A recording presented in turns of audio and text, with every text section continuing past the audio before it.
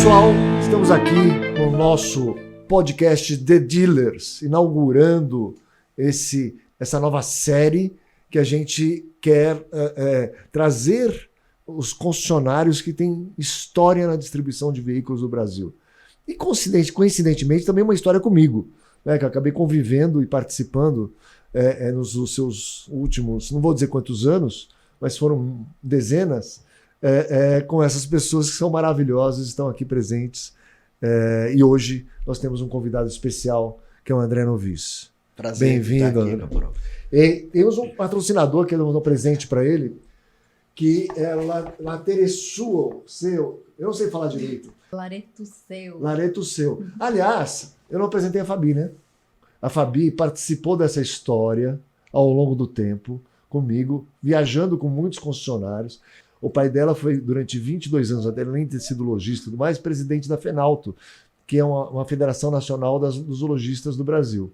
Né? Então, a Fabi está aqui comigo, abrilhantando o nosso podcast, né, e fazendo perguntas fora da caixa. Bom, André, está aqui presente para você, do nosso patrocinador. Maravilha. Você sabe que eu adoro vinho. Eu sei. Não tem presente melhor do que esse. Maravilha. Obrigado. Do lado. Muito bom. Vamos lá. Primeiro, Caporal, Fabiola, um grande prazer estar aqui com vocês, né? A amizade com o Caporal vem desde janeiro de 2003. Eu lembrava dessa data, hein? Quando eu entrei na época na Brabus. Foi, né? Isso eu lembro. Você já prestava serviço através da Mega Dealer para Brabus, né? Eu não sei precisar em que ano você começou com a Mega Dealer com a Brabus. Imagino que tenha sido alguma coisa em torno de 2000. Final da década de 90, por certeza. Fim de 90, começo de 2000, né? Mas, pois primeiro eu trabalhei assim que me formei numa agropecuária da minha família, em Araçatuba. Mas você não tem nada a ver com agronomia na formação, né? Não, formação em administração, eu sempre fui muito inquieto e sempre tive um pouco de dificuldade. Bom, a gente percebe por essa carreira, né? Sempre tive um pouco de dificuldade de lidar com algumas regras do ambiente corporativo, vamos dizer assim, né? Eu fui um dos oradores de turma de formatura. Outro dia eu achei esse texto do discurso de formatura e com 24 anos eu já falava sobre isso, sobre o meu conselho para os colegas nesse texto era se vocês não tiverem, vamos usar a expressão assim, conseguindo se expressar bem nos ambientes que vocês estiverem, mudem de ambiente. Então eu tinha essa coisa inquieta desde jovem, né? E nessa época que eu estava me formando, eu trabalhava na área de marketing de uma empresa do Banco Real. E estava muito insatisfeito nessa área de marketing. E o meu pai estava iniciando a compra da segunda fazenda do interior de São Paulo. A gente tinha uma pequena em Araçatuba, estávamos indo para uma um pouco maior em Castilho. E eu tinha essa vontade de empreender. Meu pai trabalhava em São Paulo, não tinha tempo de tocar, era mais o sonho dele. Ia contratar alguém para montar essa fazenda. Então eu falei, deixa que eu vou. Eu quero ir. E fiquei 4 anos em Araçatuba, morando na fazenda. Passava os fins de semana em São Paulo, muitas vezes, mas morava na fazenda. Foi um período bem interessante da vida. Em 99, conheci e me apaixonei pela Cristiana. Estou falando isso porque tem a ver com essa outra fase das concessionárias. E a Cristiana era diretora comercial da Brabus, né, concessionária Mitsubishi. Só para esclarecer também, Cristiana Souza Ramos, perfeito, filha do Eduardo Souza Ramos. Eduardo, que desde então era importador, já fabricava veículos no Brasil, em Catalão, Goiás. E a Cristiana era a pessoa comercial dele nas concessionárias. Isso, assim que a gente se conheceu, ela já era diretora comercial, acho que desde 96. Nós nos conhecemos, na verdade a gente já se conhecia desde menino, desde os 20 anos de idade, mas nos reencontramos em 99. E foi uma grande paixão, um encontro muito incrível, e a gente ficou naquela dúvida, poxa, ou ela vai morar em Araçatuba ou eu volto para São Paulo. E ela até pensou em morar em Araçatuba. Mas eu achei que era uma loucura E inclusive um pouco de uma responsabilidade, um peso nos ombros, um pouco de levar uma menina da cidade para a fazenda, né? E uma pessoa que estava com um trabalho tão bom, indo tão bem no que estava fazendo e tal. Então eu resolvi que era mais fácil eu voltar para São Paulo. E nesse momento, de novo querendo empreender, de novo querendo um negócio próprio, montei uma franquia da Expand no Shopping Vila Lobos, dos vinhos, né? Eu não entendia nada de vinho, caporal, não sabia para onde ia. Meu irmão tirava sarro, porque meu irmão sempre gostou muito de vinho, tirava um sarro disso. Você vai trabalhar com vinho, você não sabe nem para onde vai. Mas, como tudo que eu fiz ao longo da vida, comecei a estudar. Em um ano, de tanto testar vinhos e experimentar, e vinho sempre vem com acompanhamento, engordei 12 quilos no primeiro ano da loja de vinho. Mas foi ótimo, foi um aprendizado incrível. Um dia eu estava na loja de vinho, eu me lembro perfeitamente, à tarde, um dia de semana, e a Cristiana apareceu. E na hora que ela apareceu eu tomei um susto, porque ela nunca ia lá, ela tinha um trabalho muito pesado e tal, e nunca ia lá durante um dia de semana. Ela falou, vamos tomar um café ali, vamos. Ela falou, sabe o que está acontecendo? Meu pai resolveu que ele vai vender as concessionárias. E nisso eu estou percebendo que surgiu uma oportunidade para mim, de repente a gente montar uma concessionária para a gente. E na época ela cuidava só das Ford, não era isso? Não, nessa época ela já estava saindo um pouco das Ford. E já estava cuidando, se não me engano, só das Mitsubishi, nesse período. Eram 4 ou 5 Mitsubishis, que ela cuidava todas na cidade de São Paulo. E ela falou, olha, a gente podia pleitear comprar uma das lojas, porque ele vai vender... Tinha uma das lojas que ele já estava negociando com um primo dele, inclusive, que era muito amigo nosso, Alfredo Sestini, uma pessoa muito querida, e aí ela viu essa oportunidade de comprar uma das lojas. E ela falou, eu não tenho coragem de fazer isso sozinha, porque com certeza eu vou me endividar e eu preciso, e gostaria de você junto, comercialmente e tal. Nessa época a gente já tinha o primeiro filho e, se não me engano, ela estava grávida da segunda filha, da nossa única filha, né? Tem um filho e da filha. Então ela falou, agora com 2 filhos, além de tudo, se a gente for fazer isso, eu quero o seu apoio para a gente fazer isso junto. Eu achei uma proposta ótima, fiquei feliz. Falei, Cris, vai em frente. Se quiser continuar essa conversa, estou à disposição. Achei muito interessante. E isso foi no fim de 2002, a gente ficou negociando isso com o Paulo Ferraz, como hoje é um dia de lembrar de certos nomes importantes, né, da trajetória, esse é um dos nomes mais importantes para mim, que foi vice-presidente da Mitsubishi nessa época e depois chegou a ser o CEO da Mitsubishi, né? E a Cristiane e eu negociamos com o Paulo essa compra e foi interessante porque eles disseram, por que vocês não compram as 4 lojas? Na época eles tinham vendido uma para o Alfredo, por que vocês não compram 4 lojas? E a gente falou, porque a gente não tem caixa, infelizmente. Né? E eles parcelaram com juros, eu nunca esqueço, claro, né, do ninguém também, em 8 anos, 96 parcelas. E foi muito interessante, porque aí a gente conseguiu, a gente achou que 4 era muito para a nossa capacidade e conseguimos comprar 3, que eram na época as lojas mais fortes da Brabus, Bandeirantes, Cidade Jardim e Nações Unidas. E foi, então, só colocando então, assim, foi essa virada. Só para destacar, né? Aí, o André saiu de vendedor de vinho para ser o maior revendedor Mitsubishi do Brasil, com o dobro de vendas do segundo lugar, que não é qualquer um. Né? E um destaque grande. E aí eu me lembro também que você ia nas reuniões da Mitsubishi com os outros seus pares concessionários, e o pessoal ficava olhando para você e falava assim, mas esse cara só entende de vinho, o que ele está fazendo aqui?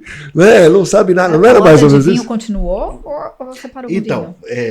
A loja de vinho continuou por 1 ano, eu tentei fazer as 2 coisas paralelamente, Mas foi uma loucura, porque eu saía da concessionária às 6h30 da tarde, né? A loja de shopping vai até às 10 da noite. Ia para o shopping e ficava até às 10 da noite. Sábado passava nas concessionárias de manhã e ia à tarde para o shopping. E esse primeiro ano eu fiquei completamente maluco, né? Eu me lembro que foi o primeiro ano, foi o ano de nascimento da minha filha. O primeiro ano da minha filha eu me lembro de poucas interações com ela. Me lembro dela do segundo ano em diante, mas o primeiro ano foi um terror nesse sentido. E depois de um ano fazendo as duas coisas, aí o assunto da concessionária eu já estava mais adaptado e gostando, eu falei, não, vou vender a loja de vinho porque infelizmente não aguento tocar as duas coisas simultaneamente. Hoje, tenho saudade um pouco da loja de vinho, acho que teria sido gostoso manter ali um hobby, uma coisa, mas o hobby fica de outra forma, né? Hoje o hobby do vinho está em outro lugar. Desculpe, você tinha feito uma... Eu fiz a observação que quando você foi na reunião, dos concessionários, né, e fala assim, tem um estranho no ninho aqui. Sim, né? Porque todo mundo já era macaco velho, todo mundo já, né, muito tempo, já se considerava, né, consolidado no mercado. O Caporal, o que aconteceu, a Brabus sempre gerou muito ciúme dos demais concessionários Mitsubishi, né? Assim como depois, por exemplo, no Grupo Caoa também a gente via um mal-estar entre concessionários Hyundai que achavam que tinha uma disputa talvez desleal. Né, na Brabus também tinha um pouco isso. Então, quando a ideia foi a venda da Brabus, eu acho que tinham muitos concessionários Mitsubishi com os quais depois eu fiz amizades incríveis. Claro. Né? Hoje... acho que eu tenho no mínimo uns 8 grandes amigos da vida, assim, que são concessionários Mitsubishi, que ao longo do tempo a gente foi ficando amigo. Mas a primeira reação deles, eu acho que era um pouquinho assim, tomara que dê errado, né? Porque como a gente tinha um mercado muito grande, era uma forma, talvez, se a gente desse errado, desse mercado ser um pouquinho mais dividido. Mas, por sorte, e também porque aqui... tem duas coisas, né? Primeiro, a Cristiana era muito competente no ramo de concessionária, né? Uma das pessoas, assim, ela é batalhadora, firme, muito direta, então ela dominava muito isso.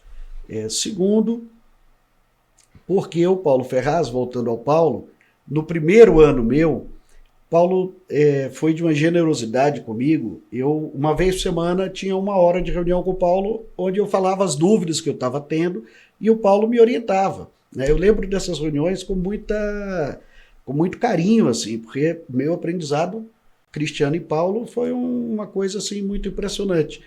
Então, com 6 meses, 8 meses, ainda demos a sorte, né? 2003 foi o boom do governo Lula, o boom do crédito. Foi.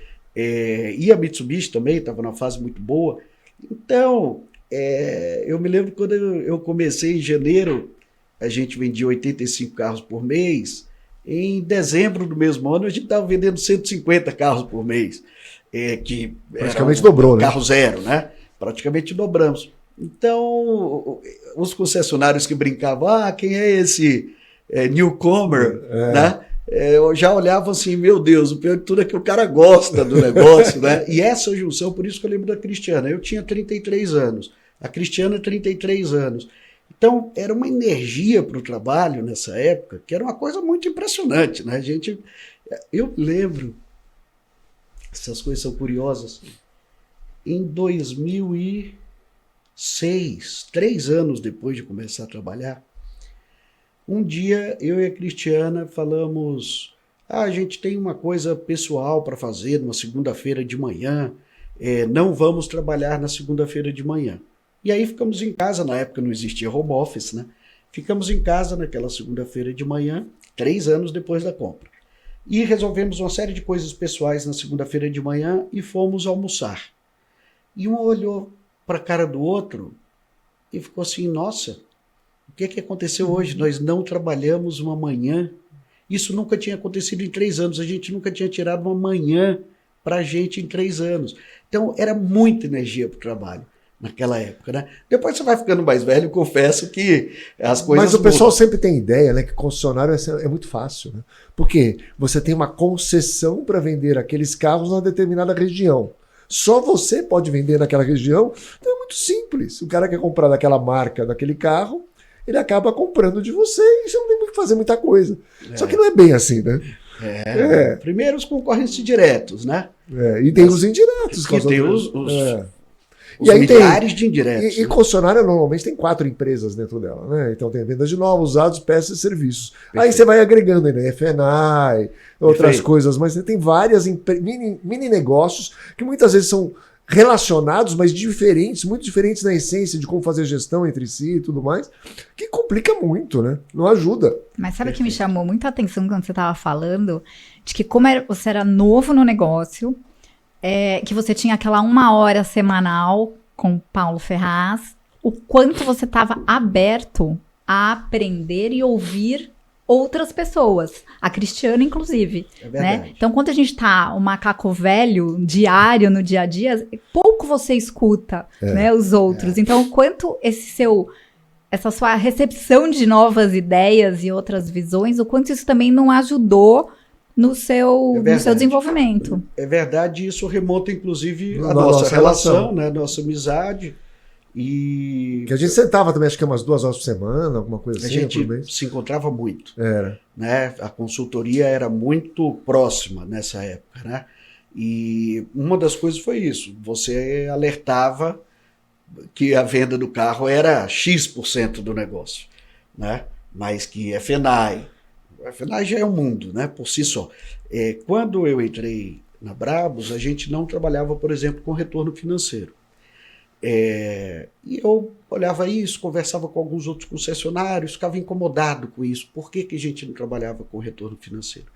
E o comentário era, não, o cliente desse nível, um cliente que faz conta, pega HP, ele tem acesso às melhores taxas. E eu ficava, será que procede isso? Tal? E um dia, entrevistando uma vendedora que chegou a trabalhar conosco, Soraya Palas, não sei onde ela está atualmente, mas uma ótima vendedora. Ela comentou que no grupo que ela trabalhava, que eu não me lembro agora qual era a marca, mas era uma marca equivalente à nossa, que eles trabalhavam muito com o retorno financeiro. Eu falei, não, se a turma está fazendo lá, não é possível, por que a gente não pode fazer aqui? E começamos a fazer e foi um sucesso, até hoje é uma das áreas que a gente trabalha muito bem. E você chamava a atenção disso, né? Acessórios, peças, quer dizer, todo o pacote, né? E acho que a Fabiola tem razão, tá aberto e não conhecer o setor acabou sendo um diferencial. Ajudou mais do que atrapalhou. Eu também acho. Você estava aberto a receber qualquer tipo de informação e você ia tirando suas próprias conclusões, né? Ajudou mais do que atrapalhou. Era muito bacana.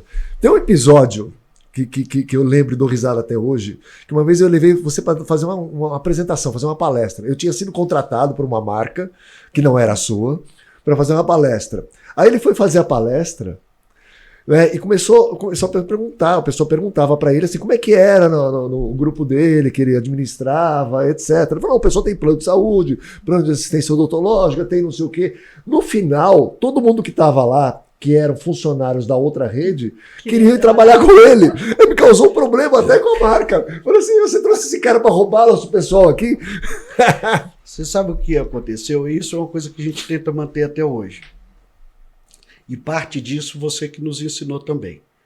Primeiro, um dos nossos valores é pensar e agir como dono. Para mim não tem como pensar e agir como dono se a pessoa não tiver uma remuneração variável em cima dos ganhos que ela proporciona para a empresa, né? Então, acho que nós fomos uma das primeiras concessionárias que passou a pagar pelo lucro, o vendedor, né? Comissionar o vendedor pelo resultado. Lucro. Mas tenho quase certeza que nós somos uma das primeiras no Brasil, Caporal. Você falava disso, o Paulo Ferraz falava disso e a gente comprou essa ideia e a gente faz assim até hoje, né? E a gente, é engraçado, porque a gente faz assim até hoje sem limite, sem teto, né? Então... Um vendedor pode ganhar mais que o gerente, se for o caso. Muitas vezes já aconteceu. eu me lembro, né? Estou voltando ao mercado de 2004, 2005, era um mercado bem diferente do atual. Nós tivemos meses, me lembro até alguns dos vendedores dessa época que chegaram nesses números, de vendedor em 2003, 2004, ganhando R$30 mil por mês. Nossa Senhora. E aí tinha alguns outros concessionários que batiam, 2003, 2004, batiam no meu ombro e falavam assim, esse é o maluco do mundo das concessionárias. O cara que deixa o vendedor ganhar R$30 mil por mês. E eu pensava, mas o cara ganha sobre o lucro. Se ele ganhou 30, ele deixou 300.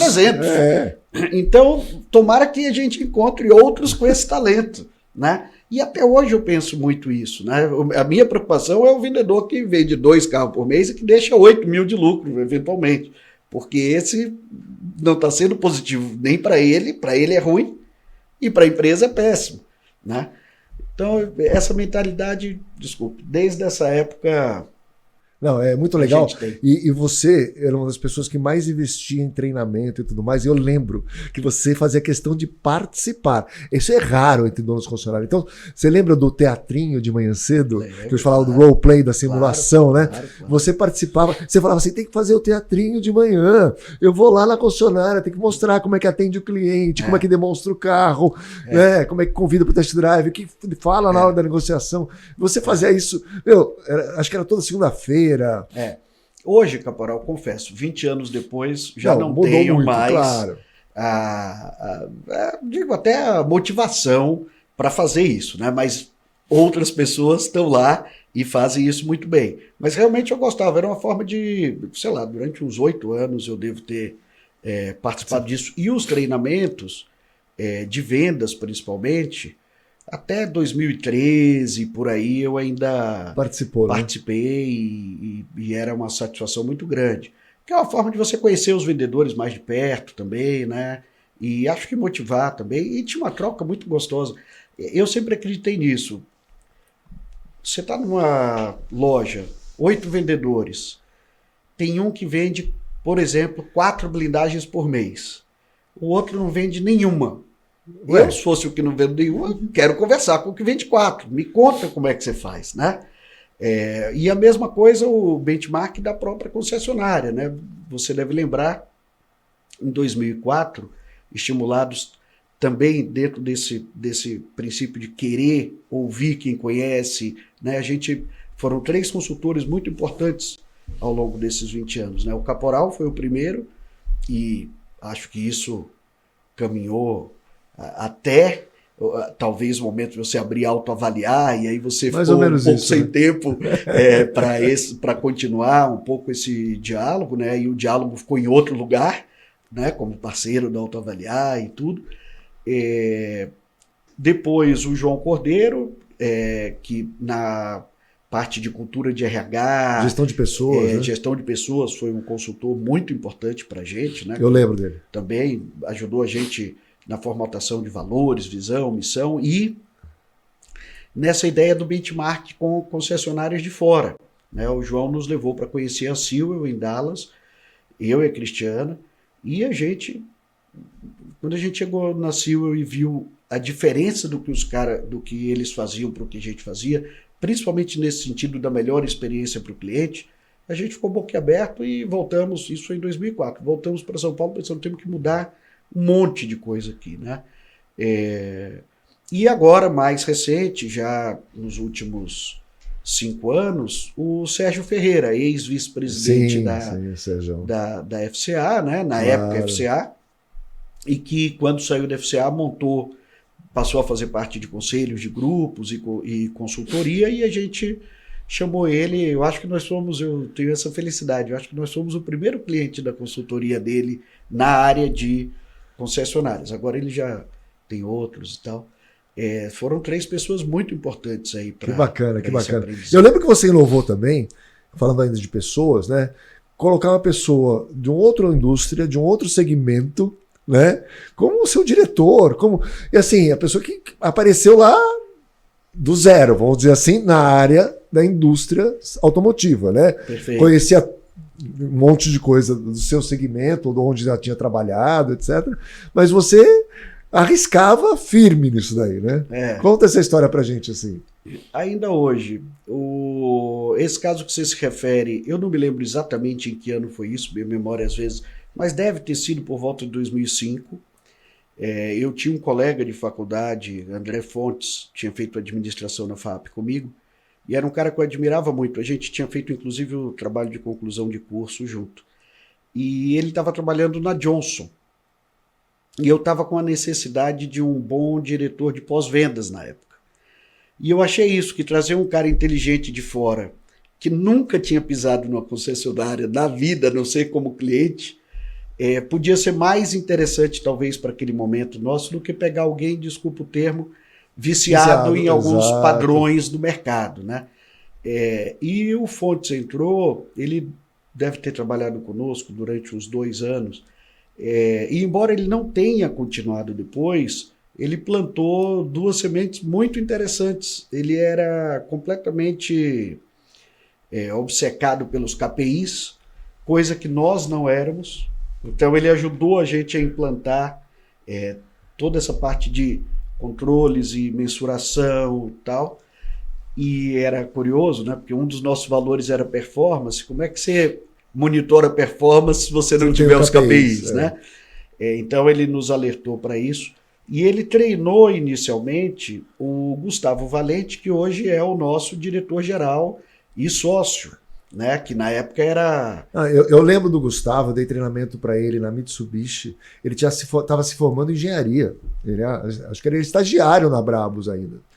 Né? E você tem esse outro lado também de formar as pessoas ao longo do tempo, né? Então, ele é recém-formado, né, uma pessoa apaixonada por carro, etc., mas é literalmente de peça, se não me engano, alguma coisa assim. Isso. E aí o Gustavo está com você até hoje e opera hoje a principal operação, que é a Porsche, né? Essa é uma felicidade que a gente tem realmente. São 3 pessoas que entraram conosco entre 2003 e 2004, 2 deles como estagiários, né? O Gustavo ainda estudava engenharia na FEI na época, ainda era estudante, entrou como estagiário no departamento de peças e foi crescendo, depois virou gerente de oficina, depois virou diretor de pós-vendas, depois virou diretor comercial, quando a gente vendeu a Brabus e montou a Bexp, ele virou diretor comercial. E hoje ele abraça o grupo inteiro. Hoje a gente acabou de contratar um diretor de pós-vendas, porque o Gustavo estava acumulando essas 2 coisas. Hoje ele está no grupo inteiro, não apenas na Porsche. Eu diria que hoje 85% da dedicação dele é para a Porsche, e é o lugar, inclusive, físico que ele fica, mas ele olha a empresa como um todo. E a outra pessoa foi a Adriana, de RH, que entrou também... psicóloga, ainda estudante de psicologia no Mackenzie, entrou como estagiária, foi fazendo a carreira, virou gerente, hoje é diretora de RH, também tem 19 anos conosco, e o Alexandre da contabilidade, ele financeiro, administrativo, né, no começo contabilidade, esse já não entrou estagiário, ele já devia ter uns 30 e poucos quando entrou. Mas também completou conosco esse ano 20 anos e é diretor administrativo financeiro hoje. Então, sensacional. Tem um grupo que a gente chama de COMEX, né, Comitê Executivo, que são realmente os 3 que tocam a empresa hoje, que eu tenho uma confiança muito grande, porque os 3 estão desde sem querer, você já preparou tua sucessão para você partir para a produção de filmes. Né? Esse assunto da produção de filmes, explicar um pouquinho para quem está nos ouvindo, né? Isso era um sonho, um hobby, né? Eu sempre gostei muito de cinema. E em 2014 eu fiz um curso à noite de 1 ano, uma vez por semana de cinema. E aí me empolguei muito e falei, vou conhecer um pouco mais essa área. Me associei na época a uma empresa de porte médio, a uma produtora, chamada Primo Filmes, que tinha feito lá atrás, não sei se vocês vão lembrar, O Cheiro do Ralo, tinha feito alguns... filmes nacionais interessantes. O Cheiro do Ralo foi um dos primeiros sucessos do Selton Mello. E fiquei 3 anos associado a eles, conhecendo. Em 2019, me associei a uma das grandes produtoras do Brasil, que é a Gulani, né, onde eu sou sócio minoritário. Isso também é divertido, porque é onde a gente volta a calçar as sandálias da esperança, né? Da humildade, né? Da humildade, da esperança, da humildade, aonde os outros falam e você tem que ouvir. Então, também é uma experiência interessante na Gulani. Agora, teve um momento que eu achei até que eu conseguiria profissionalizar tanto as concessionárias que eu poderia me dedicar mais ao cinema como carga horária do que às concessionárias. Com a abertura da Porsche, eu vi que isso não era possível nesse momento, pelo menos. Então, hoje eu voltei a me dedicar mais às concessionárias, né? E é um apoio ao Gustavo nesse momento. Até porque a Porsche, o cliente Porsche e a marca também exige uma dedicação especial nessa coisa proporcionar uma experiência diferenciada ao cliente, né? Então, pelo menos nos próximos 2 anos e meio, eu acho que eu estou de volta um pouco mais no dia a dia da concessionária. Tenho a sorte que os majoritários da produtora tocam a produtora tem 26 anos, né? E é uma das 3 maiores do Brasil hoje. Então tenho a sorte que tem 2 fundadores lá, workaholics, que adoram aquilo. E aí eu tô... Hoje a produtora, para mim, tem um ar assim, mais de prazer do que de trabalho, vamos dizer, né? Mas tem sido interessante conseguir equilibrar essas duas coisas. Acho que para um geminiano, né, Caporal, é importante de vez em quando ter duas explicado multitask. Tá, agora eu entendi bem porque, né? É isso. Agora, conta então que você está lançando uma série aí especial, Netflix e tal, com o maior ídolo do Brasil dos últimos anos aí, né? Então, por uma conta aí. Coincidência, quando eu cheguei da produtora, quando eu me associei a eles estavam há alguns anos já negociando com a Netflix o projeto sobre a vida do Ayrton Senna. Eles já tinham um acordo com a família Senna e com o Instituto Ayrton Senna e estavam numa reta final de negociação com a Netflix. Isso foi no fim de 2019. E no comecinho de 2020 eles assinaram efetivamente com a Netflix esse projeto. Depois veio a pandemia, o projeto ficou um pouquinho atrasado e começou a ser filmado agora há um mês na Argentina. Ainda temos uns 5 meses de filmagem pela frente. Esse é um projeto que os 2 irmãos estão hiper dedicados, né? Eu estou olhando a um pouco mais de distância, porque é um projeto tão grande, provavelmente o maior projeto audiovisual que já foi feito no Brasil. Que legal. Então é um projeto tão grande que ou você estava envolvido 24 horas por dia, ou você não estava. Então eu estou um pouquinho mais à distância, mas é um projeto muito bonito, que deve ser lançado, isso depende da Netflix, mas até terminar de filmar, finalizar, montar, trilha. O audiovisual é completamente diferente, é engraçado porque é o oposto do automóvel, né? O ciclo do automóvel, da venda, muitas vezes ele dura apenas 3 horas, né? Claro, você pode pensar que tem a cauda longa, pós-vendas, etc. Mas a venda em si dura 3 horas. O cinema, esse projeto do Ayrton Senna dura 12 anos. Entre o começo das negociações com a família e a entrega do projeto final daqui a talvez 1 ano e meio, vão ter se passado 14 anos. É um caso extremo, assim, atípico. Então a gente pode esperar para 2025, é isso? Eu acho que comecinho de 2025, imagino que comecinho de 2025. Que legal, que bom. Mas é um projeto lindo, eu vi as primeiras imagens, uma coisa assim realmente emocionante. O cuidado, muitos atores estrangeiros, né, representando os pilotos e toda a turma de FIA. É um projeto emocionante mesmo. O ator escolhido para ser o Senna, que é o Gabriel Leone, tá numa caracterização assim incrível. Tem hora que você acha que você está vendo o Senna. Que legal. Muito legal. Muito bom. Não, eu ia falar que é interessante que o André entra nos negócios, nas coisas e assim, sucesso, né? E aí, Mas ele se dedica, né? Ele estudou, ele foi sócio de uma outra produtora, não é nada por acaso. O pessoal acha que é simples assim, olha, não, que ele tem dinheiro, ele investiu lá na produtora, já lançou o hit, parece tudo fácil, né? Mas acho que uma grande parte do seu sucesso, me corrige se não for isso, é que assim, acho que você entende que qualquer negócio é composto de pessoas. E ele estuda muito pessoas. Ele observa. Só que de ouvir você falar, eu vejo assim, que a sua dedicação no desenvolvimento de cada pessoa que trabalha com você, que está por perto, é muito focado nisso, né? Então, é claro que quanto mais você desenvolve as pessoas também que estão ao seu lado, mais chance de você ter um negócio de sucesso. Perfeito. Você sabe que essa semana o Sérgio Ferreira comentou comigo: André, você já reparou que no fundo, você fica focando os 3 Cs? Eu falei, os 3 Cs, Sérgio, o que são os 3 Cs? Aí ele falou, cliente, você está o tempo inteiro falando de cliente, né, da experiência do cliente e realmente eu sou obcecado, uma coisa que eu olho todo mês, são os índices de satisfação das montadoras, as entrevistas das montadoras com o cliente. A gente tem a nossa pesquisa também, é uma coisa que a gente está o tempo inteiro, né? Colaborador, né? Porque para dar a melhor experiência para o cliente não tem outro jeito, colaborador, e caixa, né? Então ele falou, cara, você está o tempo inteiro olhando os 3 Cs. Eu não tinha formatado tanto isso assim, mas ele tem razão.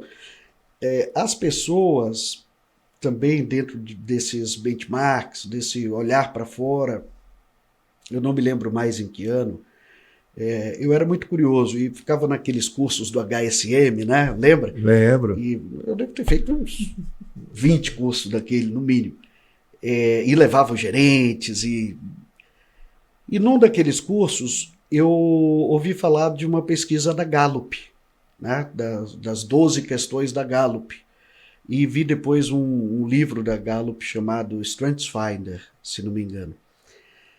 Onde eles tinham 12 questões que, segundo eles, por pesquisas, eram os grandes motivadores dos colaboradores. E a partir daí a gente passou a fazer uma pesquisa de clima dentro da empresa, anual, onde no meio de 80 perguntas a gente sempre coloca também essas 12 da Gallup.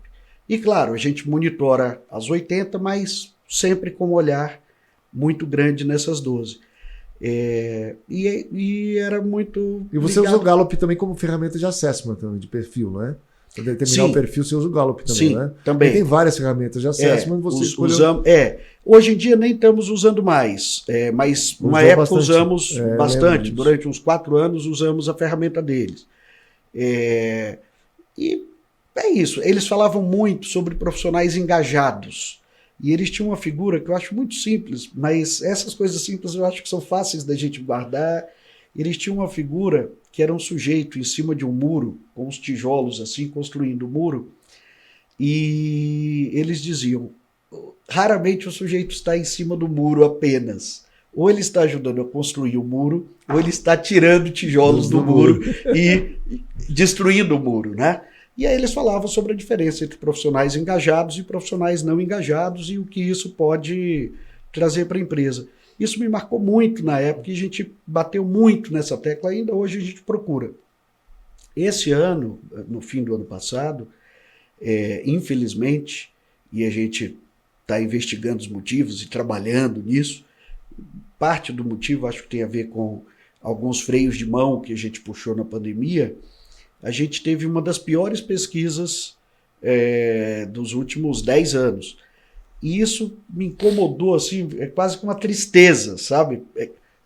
Quando eu digo piores, é assim, um ano bom é 83% de média, um ano ruim, muito ruim, é 75%. Né? Então a gente ficou num 75%. Que se você comparar, talvez não seja tão ruim assim, porque no fundo 75, só para vocês entenderem como é a pesquisa de clima, né? O sujeito tem que dizer que está plenamente satisfeito, não é ótimo, tem que ser excelente. A gente tem o Great Place to Work aqui, né? Isso, então parecido, ele tem que responder. Tem que ser excelente. Exatamente. Mas só o fato de estar olhando para o ano anterior e a gente está caindo, já gera um desconforto muito grande, né? Porque realmente, Fabíola, a gente tem isso totalmente. Só com as pessoas motivadas e engajadas a gente vai chegar em um outro lugar, né? André, tá, a gente só falou aqui de coisas de sucesso maravilhosas que você arrebentou e tudo mais. Conta pra gente, você não perdeu dinheiro nessa história, não? Não teve alguma coisa que você tentou e não foi tão bem assim? Eu conheço uma marca, inclusive, que você representou. Eu fui na inauguração da concessionária, se não me engano. Né? Uma festa danada, um esforço danado, porque você botou muita energia nesse negócio, que eu lembro. Conta pra gente. Tá ótimo. Caporal, realmente esses encontros a gente lembra dos saltos e não lembra das quedas. Né? Os tombos que levam. Os tombos. Então, acho que a gente teve dois momentos mais difíceis, né? O primeiro foi quando nós, através da RAC, representamos a Suzuki no Brasil, né? Fomos concessionários Suzuki no Brasil.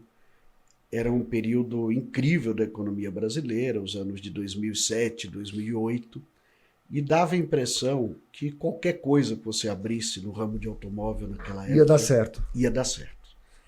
E nós fomos da primeira leva de concessionários Suzuki, eu não me lembro quantos abriram simultaneamente no fim de 2008. Demos muito azar, porque eu me lembro a abertura da nossa loja, especificamente, foi 10 dias depois da quebra do Lehman Brothers. Foi. Então, eu me lembro, assim, fizemos essa festa de inauguração, que você se refere, a quantidade de amigos que na festa me cumprimentavam e falavam boa sorte, seja o que Deus quiser. Porque era aquele momento do mundo, né? Que parecia que o mundo ia quase derreter. uma pandemia. Quase uma pandemia. E realmente, embora no governo Lula o negócio tenha sido uma marolinha, mas o primeiro mês parecia que ia ser um tsunami, né? Os primeiros 3 meses foram bem esquisitos. E então a marca deu esse azar de começar nesse momento e, infelizmente, nunca se recuperou no Brasil. Eu não sei hoje, né? Hoje eu não estou tão por perto, mas pelo número que vejo de emplacamentos, me dá a impressão de que ainda não conseguiu acontecer, vamos chamar assim, no Brasil. Embora tenha produtos maravilhosos, incríveis, né? Tem alguns produtos ali que eu até gostaria de ainda estar usando em alguns momentos. Mas nós ficamos 5 anos na operação, 60 meses. Mas você tinha mais de uma loja, não é isso? Tivemos 2 lojas. Duas lojas. Um showroom na Cidade Jardim, na Avenida Europa, e uma oficina muito boa, muito bem montada nas Nações Unidas, já na região de Santo Amaro. Mas já tem um certo tempo que nós vendemos essa operação, foi em 2013. De 2008 a 2013, eu acho que eu só tive 2 meses lucrativos, que para qualquer business é um terror, né? Não se sustenta. Você tem um número para dizer assim, quanto perdeu nessa época? Caporal, eu vou dar um chute ao longo de 5 anos, dar um chute porque minha memória já não está tão boa para isso, mas a valores de hoje, ao longo de 5 anos, devemos ter perdido alguma coisa em torno de 10 milhões de reais. Então são aprendizados, né, que a gente tem, que às vezes você faz com o maior interesse e com a maior motivação, e às vezes simplesmente não acontece, não é suficiente a sua motivação e a motivação da sua equipe. E a fórmula era a mesma, né, que você sempre usou nas outras que deu certo, né? Isso. E também tivemos, na própria Mitsubishi, em alguns momentos, operações que não deram certo na minha opinião, aqui eu puxo até a responsabilidade para mim, por escolha de pontos errados também, né? Então, acho que ao longo dos anos nós chegamos a ter 9 operações Mitsubishi em pontos diferentes, e desses 9, 2 simplesmente nunca vingaram, e nós acabamos fechando esses 2 e tal. Então são os cuidados que a gente tem que ter, são aprendizados que hoje a gente olha com muito mais cuidado esse assunto do ponto, né? Por mais que hoje em dia, com a internet, o ponto em alguma instância seja talvez menos importante do que já foi, ainda assim tem um peso significativo. Tem um peso muito significativo. Sim, né? certeza. Que legal, que legal. André, muito obrigado. É um prazer enorme sempre conversar com você, ter você aqui. Olha, e você ser o nosso primeiro dealer entrevistado é uma coisa sensacional. E eu posso agradecer de coração. Obrigado, Caporal. Obrigado, Fabíola. Eu fico honrado. Realmente só memórias hoje muito interessantes aqui. Em alguns momentos até me emocionei aqui, lembrando de certas pessoas que me ajudaram muito ao longo da carreira. Que bacana. E você sabe que você foi uma das mais importantes. Super obrigado. Isso, muita generosidade sua. Muito bacana. Muito obrigado. Eu também fico emocionado.